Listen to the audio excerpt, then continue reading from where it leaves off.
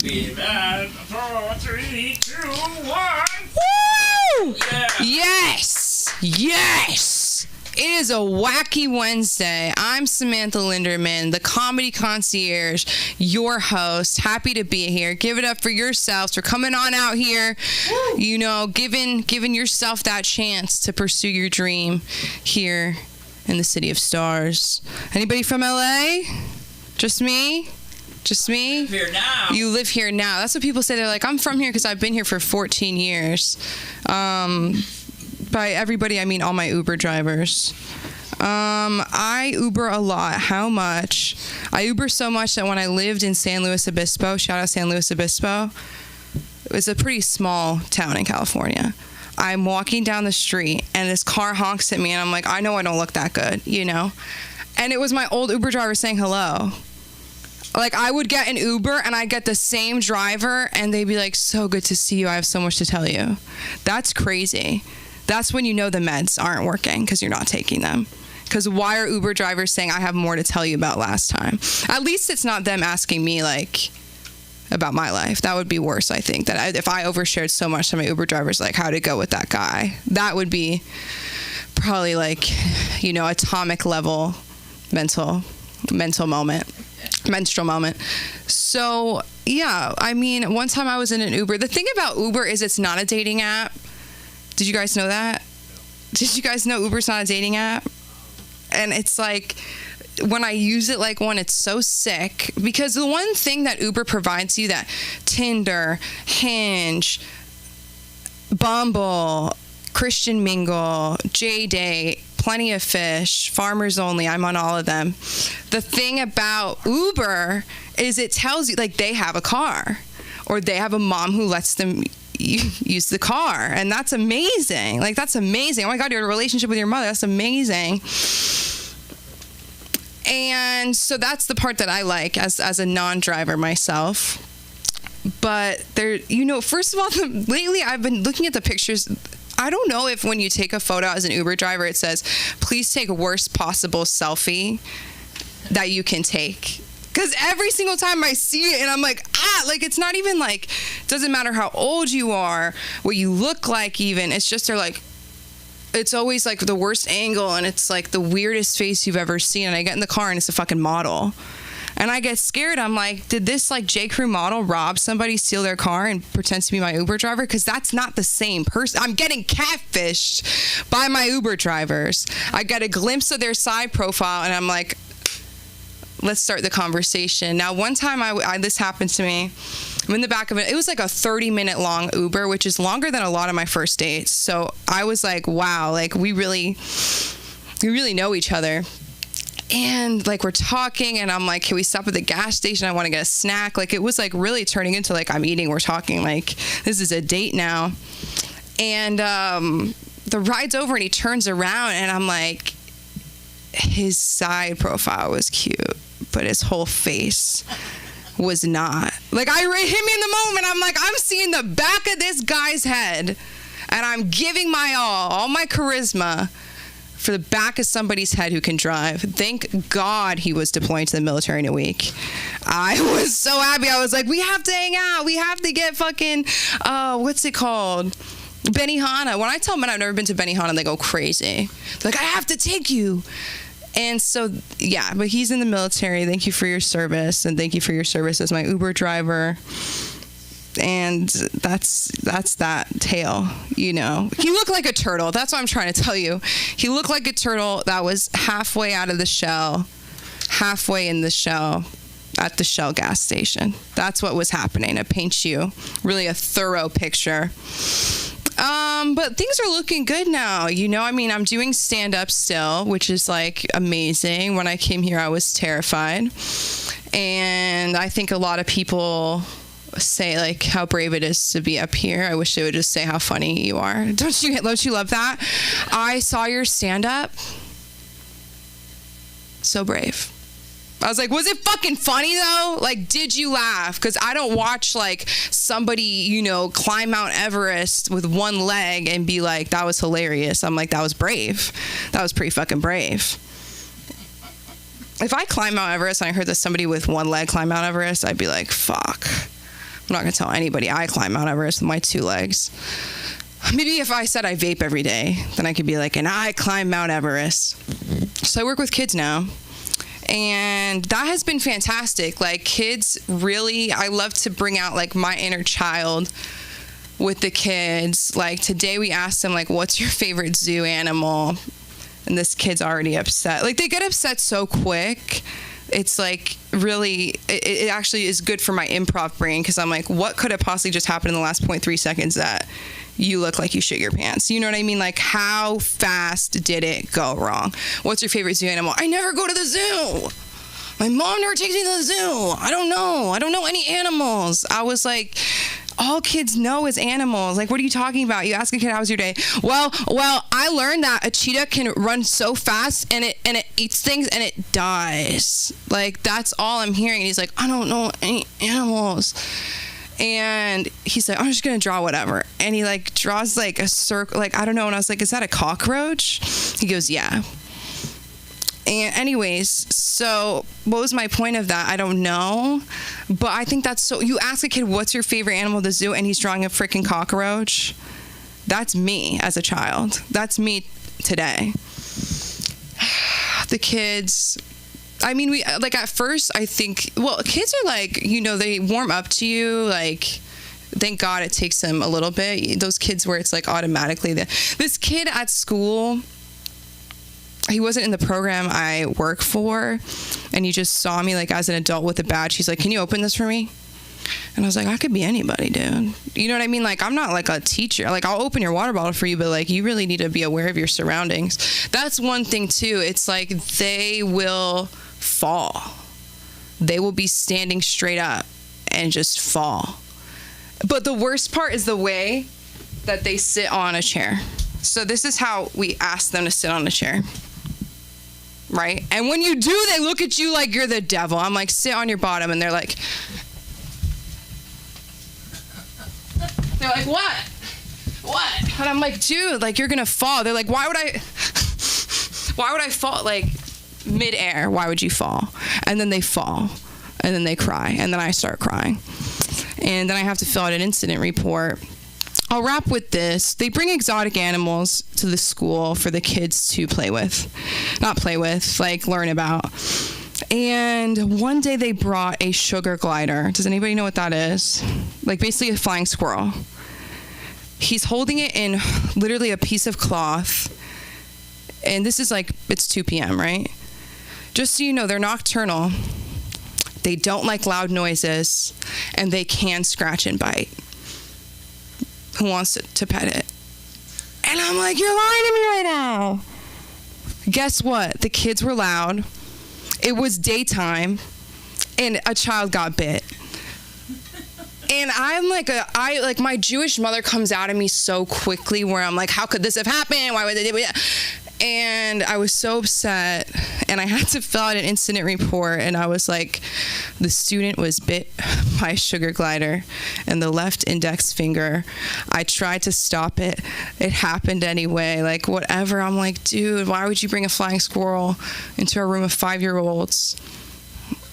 The world may never know. But who's ready to get the night started? What a beautiful warm-up that was. Don't you guys feel so good now? So I'm going to bring up this next comedian. He will... Oh, my God. I'm sorry. It's Wednesday. It's Wednesday. I just came up with intros for all 3 of you at the same time, and so I have to, like, let my brain load. This next comedian... marketing, social media, comedy. Give it up for Billy Ramirez! Let's go. Go. Oh, shoot. Go. What's that? These are reruns for everyone except Alan. But this first joke is right up your alley. So we're at the end of tax season, right? I guess. Yeah, so that means I hope everyone got their taxes done. I don't want to brag, but I got my taxes done like the first day. It took almost no time, which it's actually kind of sad for a man my age. I know I should probably have a robust and diverse portfolio, but the most I can muster up looks something like an old beat-up Trapper Keeper. The one with the triangles and the Velcro doesn't stick anymore. whenever I get all my documents ready for to do my taxes, I always feel like I'm just getting ready to take a test that I'm about to fail. But luckily for me, I always get an A for refund and an F for spelling. You ever catch yourself having an evil thought? Like, I think I'm a good-hearted person, but every now and then an evil thought just sneaks into my head. Like, recently, for example, I was waiting at a red light and I saw a bicyclist with no helmet just fly through the red light. And for some reason, it really upset me. And the first thing that popped in my head was, I hope you get hit by a car. And then immediately I caught myself like, oh, geez, that's kind of rough, isn't it? Like, why was that my first thought? Why didn't I think something more reasonable? Like, I hope you get a helmet, you know? So, yeah, I think that would have been much more productive for everyone involved. I don't do political humor. This might be the most political joke I ever do. I think by now the Secret Service could just be called the Service. Thank you very much. Speaking of highly trained security professionals, who here is a fan of the movie Paul Blart? Yeah. Woo, nice. Alan, how do you feel about Paul Blart? Okay, good. All right. So, there's an opinion still to be formed there, but I use. I don't understand. So the origin of this joke is I don't understand anyone who doesn't like the movie Paul Blart and Paul Blart 2, the one that takes place in Vegas. They're both amazing movies because I use Paul Blart as a barometer of whether or not I'm going to get along with someone. Like if they don't like Paul Blart, I don't understand. Like just because as far as I know, this movie that starts Kevin James as a mall security guard riding on a Segway has never been a remake of some artsy film from back in the day, something Italian and post-war, Paolo Blarte, international man of commerce security or something. No, as far as I know, it's always been Kevin James, the guy from King of Queens, plays a mall security guard on a Segway. So knowing all of that, where do expectations come in? Like that's my point. Is if you muster any expectations about Kevin James playing a mall security guard on a Segway, then you need to reevaluate your life and relax. And I have the perfect movie for you to watch. It's Paul Blart. It's really funny. He just falls asleep. I don't want to spoil it. You're in for a treat. I recently had my first ever liquid death. And the reason for it is because I'm getting to a point where my age doesn't really match the times when headlining bands get to the stage. It's like enough with all these opening bands. But I was at a concert and I found myself needing some energy, so I went to concessions and I bought a liquid death, and I cracked it open, took a sip, and imagine my surprise to find out that liquid death, which is dressed like it's about to go fight for the UFC heavyweight championship, it's just water.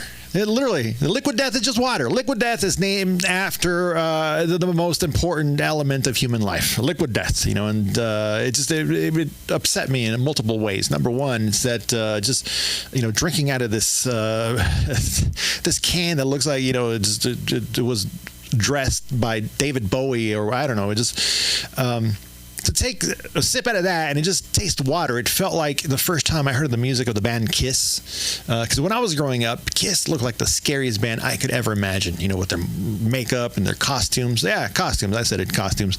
And then, I thought they played really scary music. But then, later I found out that, Kiss just, I Want to Rock You Saturday night, Detroit Rock City rules, dorks. That's some dorky music, Yeah. And so that was a surprise, but also I think the main way I was upset is that I, who have worked in marketing, just did not come up. I missed the boat on this. I did not come up with a brilliant idea to dress up water in an Ed Hardy T-shirt to get dudes to drink it. Like that's a brilliant idea. Dudes are always thirsty, but now if it's dressed like it's it's a place base for Disturbed, they'll drink it. And just money flying out of their pockets for this liquid death, and I think it's annoying because a lot of these dudes are probably the same ones that be like, oh, when I was growing up, we used to drink right out of the hose. It was hot for the first 20 minutes, it was boiled my lips off, and now they're just drinking sequined water. I don't know. Anyways, but yeah, it's annoying. But I'm just saying, I'll save you some dudes. If you're thirsty out there, I'll save you some money. All right. How Liquid Death, their tagline is murder your thirst. Well, you know what, guys? Why don't you go save the money and go drink some hose water, because your thirst is murdering you. All right. So let's see. So I was talking with my older brother recently, and this conversation unlocked a memory of the time when my family and we all got violently sick off of Neapolitan ice cream from Grocery Outlet. And now, I don't want to disparage the Grocery Outlet. This is just one incident I've had with Grocery Outlet in the course of my life. But this one time, we got violently sick off of Neapolitan ice cream from Grocery Outlet. And when my dad and I felt well enough, he and I went back to the store. I guess he wanted to return the evidence. And I don't remember the exact conversation between he and the manager, but I do remember vividly the manager holding his arm out, grabbing the rest of the ice cream. It was a big, one of those big plastic tubs. And then looking at my dad right in the face and saying, I'm going to send this back to the lab. And this recent conversation with my brother reminded us that, it's been over 30 years and we never heard back from Grocery Outlet. And also, I'm pretty sure that Grocery Outlet, the bargain grocery store, doesn't have a lab. Like, what is that? It's like, the manager just invented a lab to lie to us. And again, I don't want to disparage Grocery Outlet, but I think they have some room to be a little shady, right? It's their Grocery Outlet. The manager could have just looked my dad in the face and said, like, oh, you got sick? And, oh, you pooped yourself? It happens. Grocery Outlet, I think they could even go as far as, oh, but did you die? Grocery Outlet, Let's see. So I've been wearing glasses most of my life. Started wearing them when I was 10 or 11. Probably, you know what? Might be a coincidence or not, but right around the time of the ice cream incident from Grocery Outlet. I don't know. But as a lifelong glasses wearer, I'm kind of glad that the big glasses phase is ending. I think it's ending. For a while, people were wearing just big, giant, ridiculous glasses. And I don't like that. It upset me directly. And I'll tell you why. Because nowadays, people can wear frames from Warby Parker, whatever, go to the mall, get them in an hour. Just any frames you want, basically. But instead, to be stylish, people today would rather wear the glasses that poor kids had to wear in the early 90s. And I should know because I was one. Okay, so every year, my mom and I would go to the optometrist, and I would walk in with some hope, which was my first mistake. Don't have hope. Hope is the worst. And then I'd look at all the wall the floor to ceiling displays, wall displays of glasses, and it was early 90s, so there was a lot of cool shapes and colors and neon, and certainly I won't look like a dork in those. But no, instead, I was always led to a desk in the corner, and then the optometrist or the assistant, whatever, she would reach down and pull out the dustiest, oldest, just box of the ugliest frames you've ever seen in your life.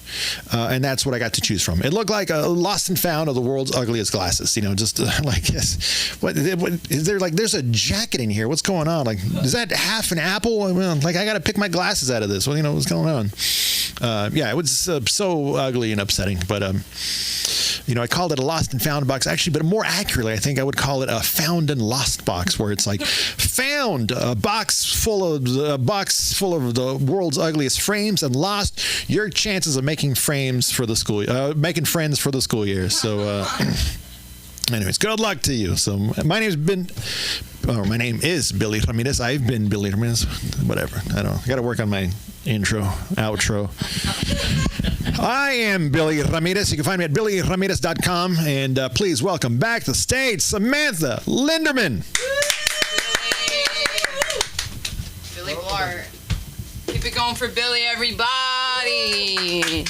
I forgot to say at the beginning of the show, I got so caught up with that just killer set. You know what I'm saying? I was so caught up with that gold, that liquid verbal gold. But we're LA School of Comedy. We have an open mic 3 times a week. Manic Monday, Wacky Wednesday, Funky Friday. Same time, same place. 10835 Santa Monica Boulevard. You're actually here right now. Yep. Just so you know. Can you tell I have older parents? This is where you are right now. So we have open mics, we have comedy classes, stand-up classes, improv coming to you soon. If you think your kid's funny or you want your kid out of the house for an hour once a week, bring them here. We have comedians from 9 to 90 years old. So that's amazing. And we do podcasting. You can rent out our studio for a movie, for a short film, for whatever at your discretion. Just clean up afterwards. No, stop. And I would really like to bring up this next talented comedian, actor, writer. He's your producer tonight. Give it up for Aaron McIntyre, everybody.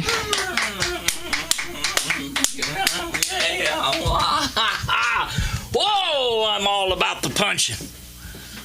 Yeah, thank you. I think that we need to come up with some kind of hand signal to let people know what kind of greeting we're going to give them. Is it going to be a handshake? Is it going to be a fist bump? Is it going to be what is that called? The soul thing where you grab, the soul shake, right? And then you got, are we going to do like the whole gambit? Are we going to do the boom, boom, boom, boom, boom, So, just other hand signals. So as you walk up to somebody, you just kind of put up, it's kind of like an umpire. You're doing an umpire and you're going, ones or twos or three. We're going to do the three. Okay. Whoa, boom. All right. Now I feel like a bro, which I always wanted to be. I always wanted to be black. And I know that a lot of people say that, but I really did because the clothes, I always wanted to wear the clothes, and white people just can't pull that shit off. We can't have our pants hanging down like that because we just look like we're homeless and we shit our pants.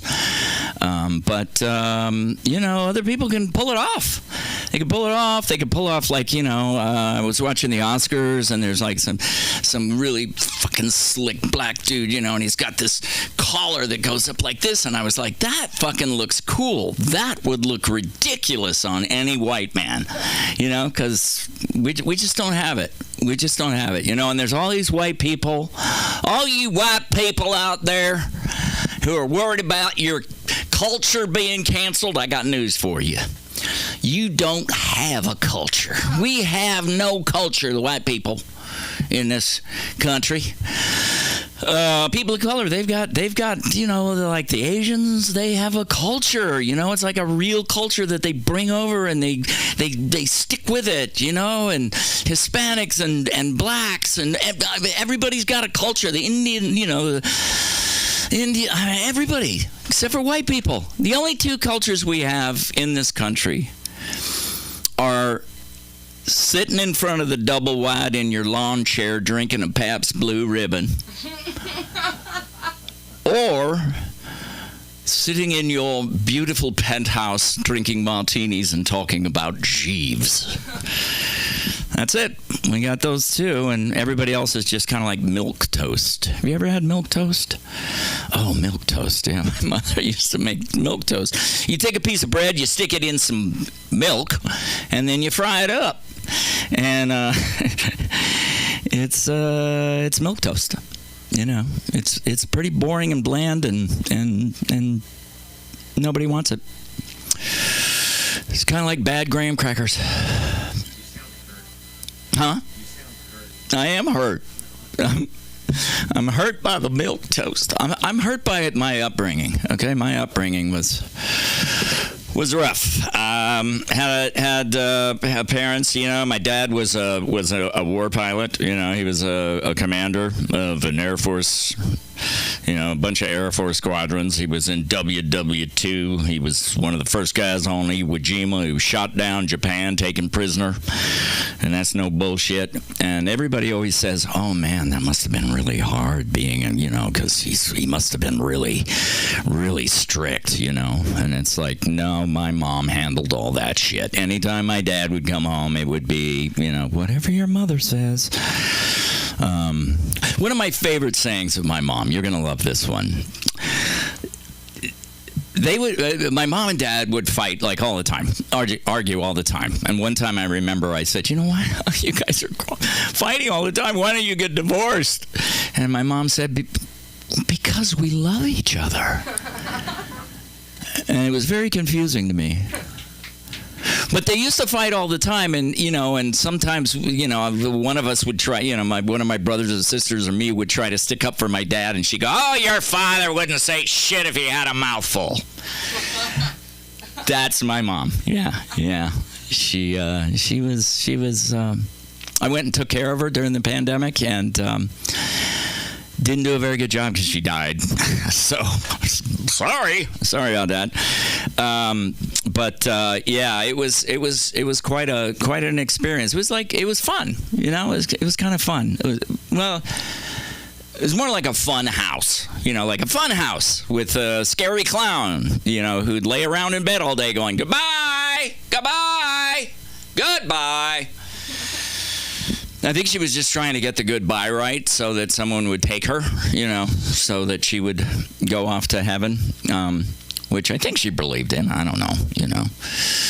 I'm one of those people who believe that this is heaven on earth, you know. We're living in heaven on earth. Everything is angels.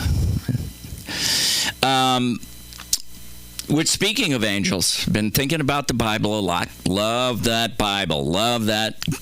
The best story, the greatest story ever told. Is that what they say? Right? Pretty fucking boring, if you ask me. I think you guys got to, you know, it's like the people who write the Bible. It's already gone from the Old Testament to the New Testament. We have to go to the New Testament 2 or something. You know, we got to have a sequel. You got to take out some of that stuff, edit it down. You know, take out some of the stuff about you know, if a man spills his seed, then he has to wash himself in water, and then he'll be unclean till the eve. It's like, so wait a minute. If you have a little morning sex, right? Then you got to take a shower. You got to wash yourself, but you're not going to be clean until the even. So all day long, you're going to be dirty. You're going to be dirty. And it really is confusing because, you know, the Bible it's like two books. It's actually more like a blog, you know. It's like it was added to, and a bunch of different people wrote it, and I'm sure they had like some sort of a writing room where they all sat around and argued about who was going to say what about what, and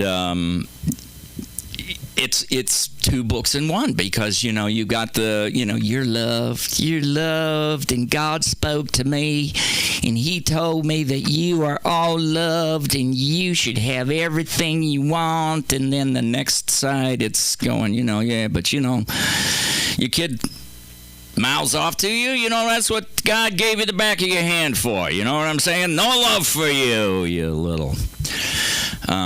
Because it does. It says you can do all that stuff. I'm actually thinking about selling my daughter into slavery, you know, thanks to the Bible. Thank you. I don't know if the statute of limitations has run out on my daughter because she's 27, you know. I definitely know that my older daughter that I just found out about 3 years ago, she's 43. So I'm pretty sure I don't have any claim over her, especially since I didn't raise her. You know, I didn't have any part of that. But she turned out good. What else? There was something else I was going to talk about. I had on my phone, and once again, I forgot it, and now I'm getting the red light. Roxanne, Billy, you don't have to put on the red light. Go ahead, put it on again.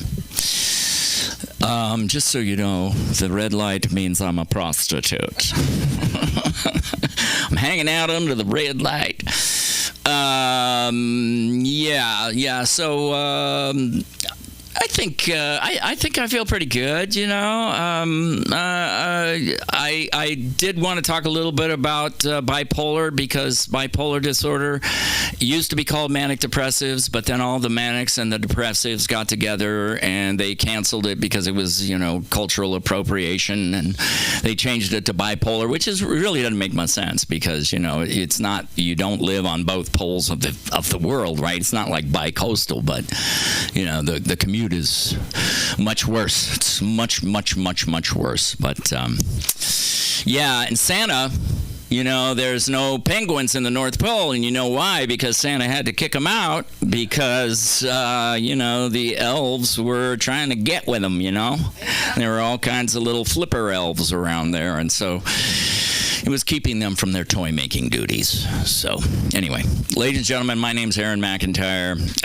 You can find me at Aaron McIntyre anywhere. And we also have acting classes Tuesday nights, 7 p.m., check it out. I think you'll love it. And now I'm going to give it back to our hostess with the mostest, Samantha Lindemann. Yeah. Woo! Yeah. See, I didn't know what we were gonna do. Keep it going for Aaron, everybody. The elves are crazy. The elves are at Oompa level of like, should we free them? Free the elves. Free the elves. But then I feel like elves would take a lot of human jobs. The work ethic on an elf. I mean, how do you compete with that? So I don't know. Maybe keep him out of the job market. But I want to keep this next guy on stage forever. He's hilarious. Please give it up for our headliner this evening, Alan Weiss.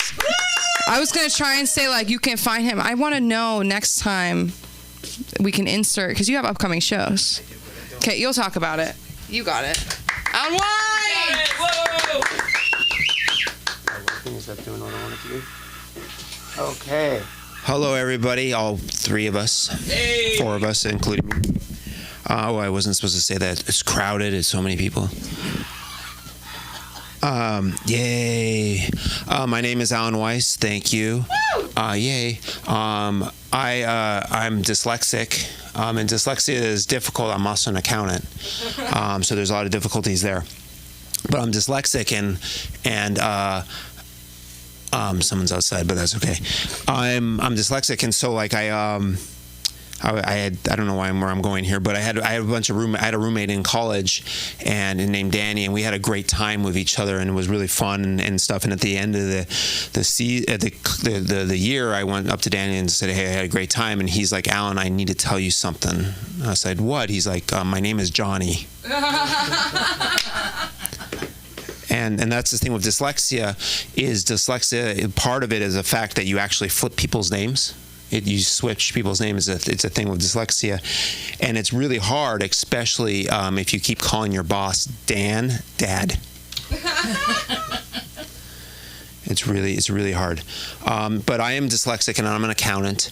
And so it's tough because I might make a mistake. But don't worry, I did look it up. It's not fraud. Unless there's intent. So that's one. Okay. So Aaron, we worked on that one last week. You and I were after the thing. So there you go. Yeah. But Aaron didn't use my note, so I felt bad. I tried. Yeah, I was like, Aaron was supposed to say, I took care of my grandma, my mother during COVID, and I did a great job. She died. Yeah, there you go. Sorry, forgot. I know, I felt so bad. That's why I came. I was waiting. That's stupid. Okay, so I'm gonna have to read off my phone because I wrote a bunch of jokes, but I don't have them memorized. So I hate cleaning the fridge. It's like filing your taxes. It can wait, or can it? One day you open it and it's a full-blown hostage negotiation with Tony the Tupperware. He's like standing there with one foot on a ketchup bottle. No, wait, hold on. Hold on. He's standing there with an open bottle of ketchup like it's an Uzi. He's like, hey, I get what I want, or your precious refrigerator gets it. And he's got demands. He's like, I want Palmolive, Egyptian cotton, and the DoorDash password. Salad is the worst. It's the worst. Yeah, right? Yeah, F salad. I'm so happy, all these salad places. Anyway, it's, like the Salad Farm, all these places. Like, how do they stay in business? Like, there's that one place, Sweet Greens. Anyway, they charge like $20 for like $2 of cost. Anyway, okay, so salad is the worst. Salad's the worst. It's the appendix. I find it's the appendix section of the financial deck. The one that you read when you try to fall asleep. Every night I'm swiping through the contents of my fridge. I'm like a Tinder profile. I'm like leftover chicken, half brown avocado. Oops, where did that joke go? No. 9-volt battery. And I lost my joke because I deleted it accidentally off my phone. Stop. While I was doing it. So give me a second. Let me reload it. That was bad. No. Where'd it go? Okay. Like a 9-volt battery. So I settled on spring mix greens, which are basically weeds. Oh, don't throw those out. I can make a salad. Yum. The only thing that makes it edible is the dressing, but it's unhealthy. You got bacon ranch, cheddar ranch, you got creamy Caesar, and you got that hot trainer lime vinaigrette. Let's go. Get down and give me 50 push-ups. His label has a 6-pack. Now pour me on that sorry-looking crabgrass. And I do, while staring at his main ingredients, sugar. 23 grams. So yeah, that was new. Thank you. That was new. I've been working on trying to add vividry and emotion to my writing. Yeah. So, do I have anything else? I don't know. I don't think so, because that was what I was working on this whole week. Just that joke. I was writing for 6 hours for that joke. Let's see. This is a horrible joke. Horrible joke. Someone said I would look like a horny Jew. I told them I removed them. Horrible. You never heard that? You've heard of the horns though. Yeah. When you got them removed. Of course. I did that one. Dressed hard. Okay. I have time. See if I have anything new I want to work on. Why was I talking about the stock market? The stock market's been crazy. And I like how I was watching the news, and Trump's like, it was great. It had nothing to do with the tariffs. The market was weak already. I was like, really? No, I'm pretty sure it's 100% the tariffs. I'm sure. Okay. I think that's it. I'll end there. I don't really have anything else. What? You want me to do something else? Yeah. What do you want to talk about, Sam? More about salad. More about salad? Yeah. Salad's horrible. Why? Because it's tasteless. And you know how much you have to eat? Have you ever been in the market and looked at, they actually have calorie count on salad?